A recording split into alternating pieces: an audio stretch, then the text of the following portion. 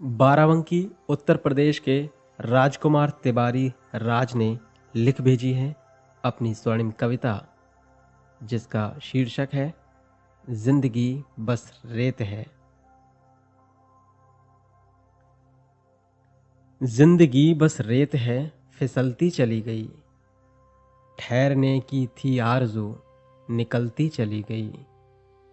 ये हवाएं कुछ कम नहीं तूफान बन गईं, मंजिलों की राह में धूल उड़ाती चली गई। जिंदगी बस रेत है, फिसलती चली गई। 4 दिन की जिंदगी में कुछ समझ पाए नहीं, जिसकी थी आरज़ू वो दिन कभी आए नहीं। कदमों के निशान जब मुझे नज़र आने लगे यहाँ, मंजिल थी सामने और धूप ढलती चली गई। जिंदगी बस रेत है, फिसलती चली गई।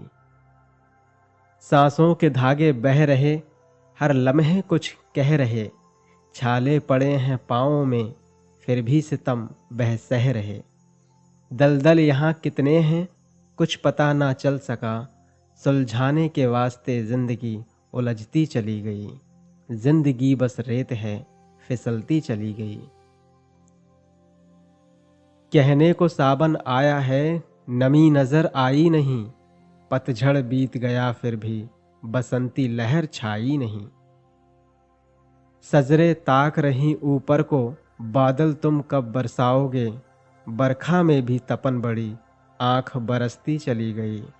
जिंदगी बस रेत है, फिसलती चली गई।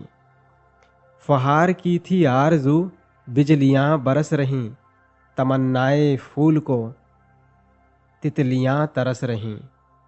जख्मों पर मेरे अब दबाई कांटे लगाने लगे, राज करने की जुस्तजू बुझती चली गई। जिंदगी बस रेत है, फिसलती चली गई। आप भी भेज सकते हैं अपनी स्वर्णिम कविताएं हमारी ईमेल आईडी पर। हमारी ईमेल आईडी है swarnimsahitya@gmail.com। कविता भेजते समय ये ध्यान रखें, कविता स्वरचित होनी चाहिए, कविता टाइप की हुई होनी चाहिए, फोटो पर लिखी अथवा हैंडराइटिंग में लिखी कविताओं पर ध्यान नहीं दिया जाएगा।